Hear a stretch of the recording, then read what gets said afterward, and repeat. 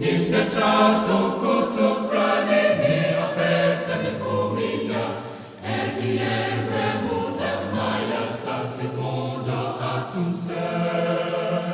now my turn to perform a very important function as captured in the new standing orders of Parliament.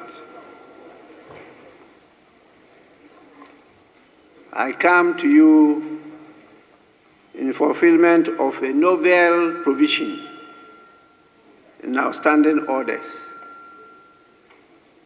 Order 20, Rule 4F,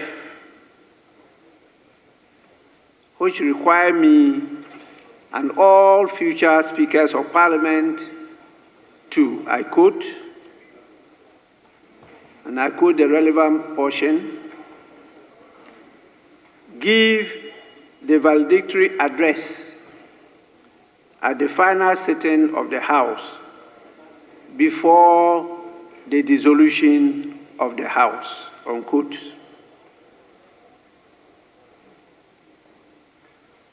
I therefore deliver this valedictory address at the final sitting of the 8th Parliament of the 4th Republic of Ghana with humility and sobering reflections.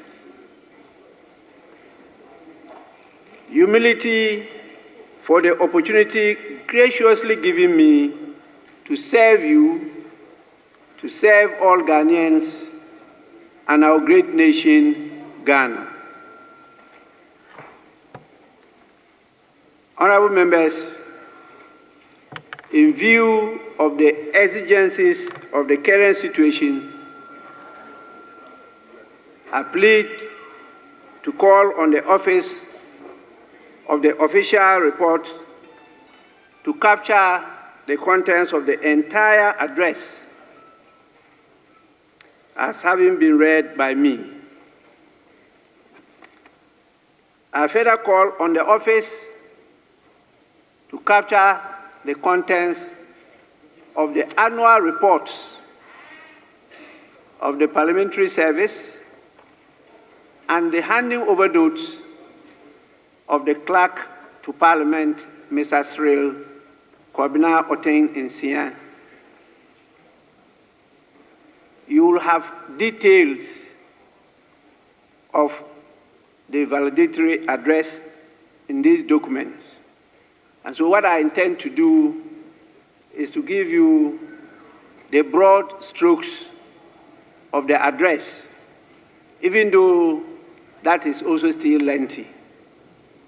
Because a valedictory address is to give a full report of the 4 years of what we have achieved or not achieved.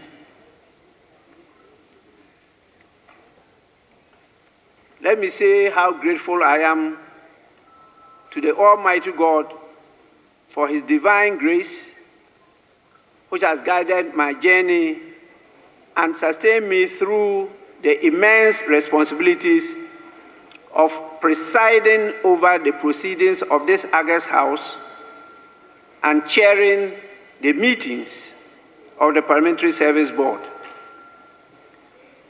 It has been a divine privilege to serve as Speaker of Ghana's Parliament at a time of a historic hung Parliament. And many cases, or countries, I should say, including Australia, the United Kingdom, and even Ghana, during the tenure of the Third Republic, could not make it to the full hug of the term of the Parliament. But we have succeeded.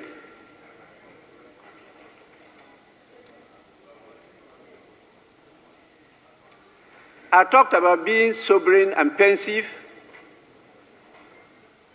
because this is a product of an experience of an uncharted path of trials and tribulations, miracles and mysteries, and of accomplishments and missed opportunities. The 8th Parliament, which has been unique in its composition and historic in its journey, will remain a testament to the resilience of our democratic traditions and the collective spirit of our people. Along the way, our Creator, the Almighty God, elevated 2 of the members of the House to his kingdom. You all recall these illustrious members were the honorable members for the Kumewu and Ejuso constituencies, the late Philip Baswa and the late John Ampotua Kuma, respectively. I'm very sure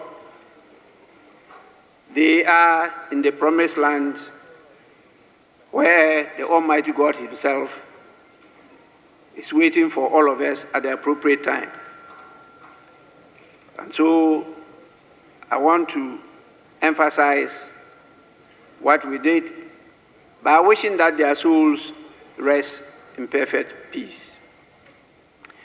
Indeed, it is with a great sense of humility, gratitude, reflection, and hope that I, through you, address the people of Ghana today as we draw the curtain on the life of the 8th Parliament of the 4th Republic. Over the past 4 years, we have together navigated uncharted waters. The 8th Parliament, distinguished by its equal representation between the 2 major political parties, stood as a bold experiment in collaboration and consensus building. Together, we broke barriers, setting new benchmarks in parliamentary openness, accountability, transparency, and inclusivity. On your behalf, I say, to God be the glory.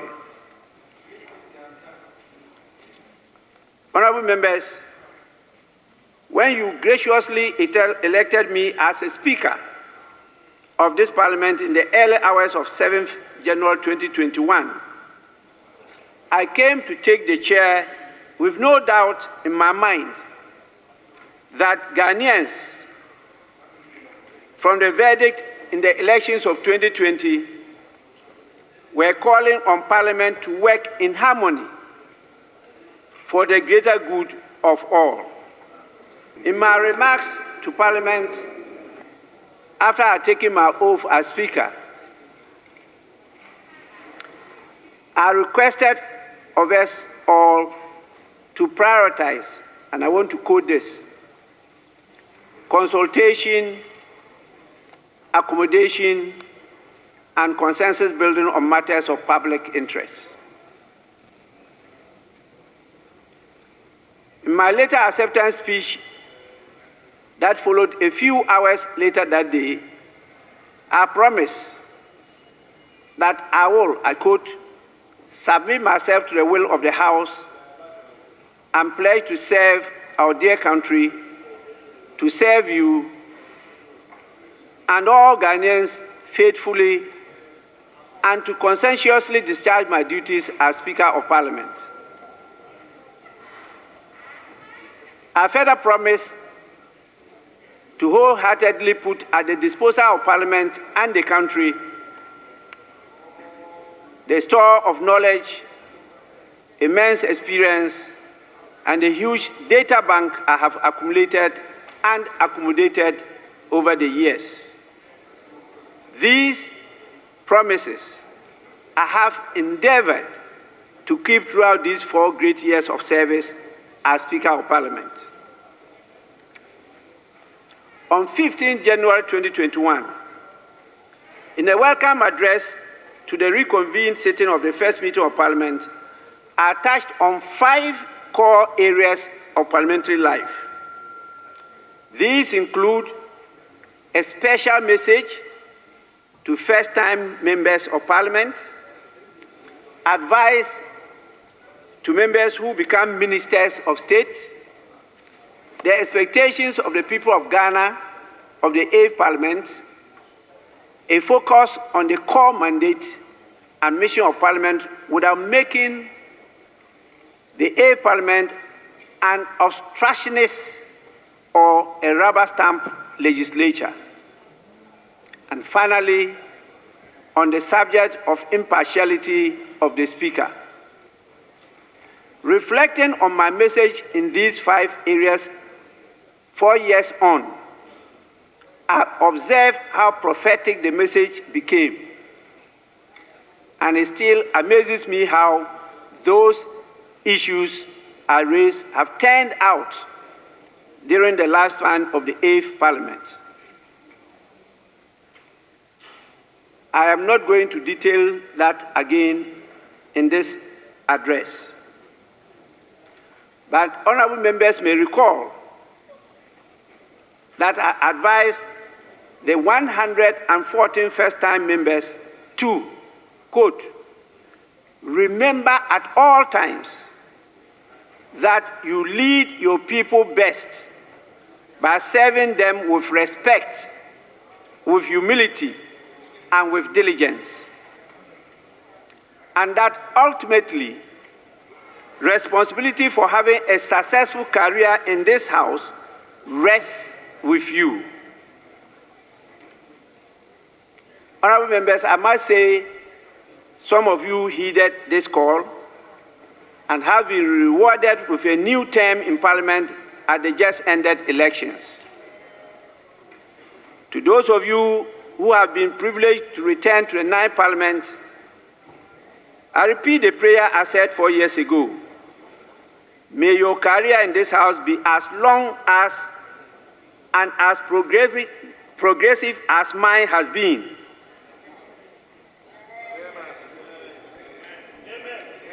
And I hope first-time members-elect who may be watching today's proceedings will take a cue and bear in mind that the day of accountability to the people is a short 4 years from tomorrow, the 7th of January, 2025.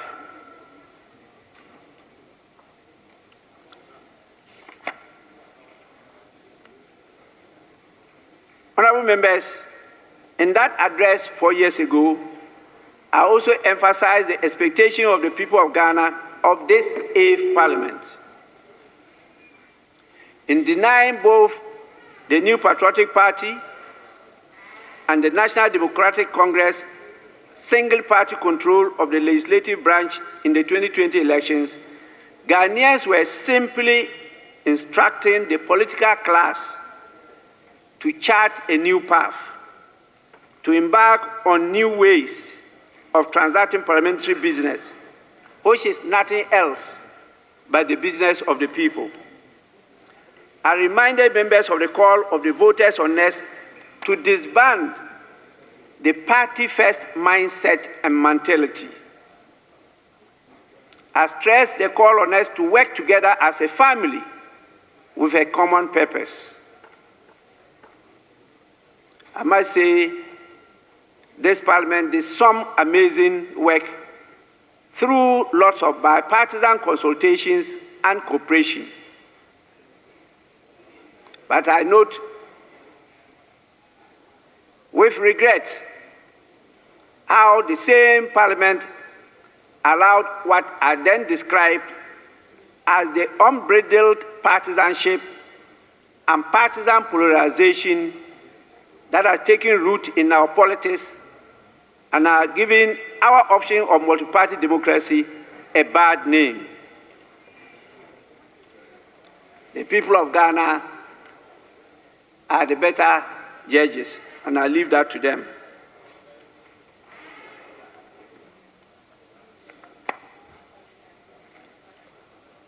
Four years ago,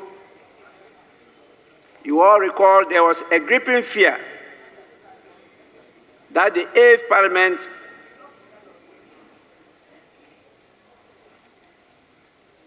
Honorable Member, I want to listen to you when you finish your conversation on the phone. Then I can continue.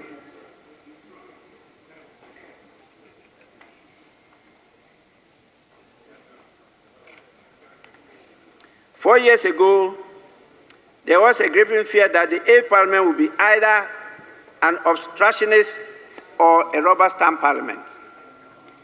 I'm happy today the leaders have given a view which is mixed feelings.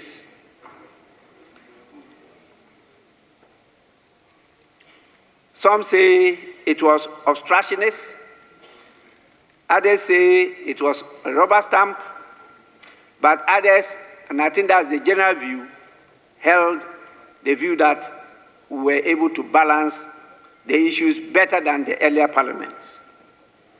And I think this is an achievement.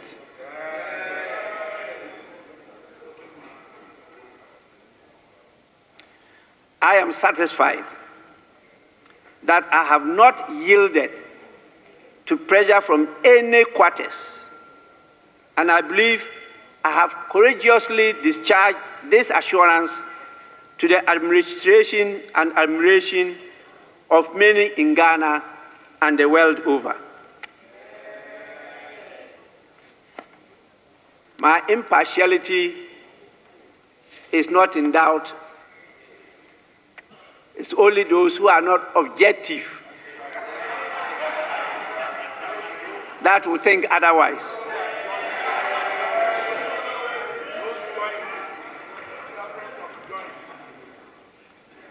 I have endeared myself to be fair, impartial, and firm in the handling of the business of the House over the last 4 years. Now, let me delve into what we have been able to collectively do in this Parliament over the last 4 years, despite numerous debilitating challenges. As I said, I will not go into the details because the handing over notes of the Clerk to Parliament and the annual reports of the Parliamentary Service have copiously referred to these matters.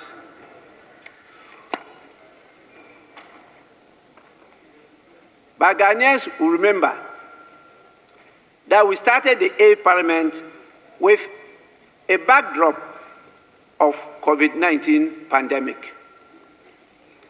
which had members of Parliament starting the journey with frequent medical examinations on them, their families, staff of the Parliamentary Service, and the parliamentary community, such as the medical, the police, fire, ambulance, and other security personnel. And so when you talk about Parliament, it's not only members of Parliament, it's not only the staff of the Parliamentary Service, but all these public servants are counted as part of the institution of Parliament. Without them, we will not be able to perform our functions. You recall how we had to isolate those of you who were tested positive, and how some of you almost lost your lives as a result of this COVID-19 pandemic.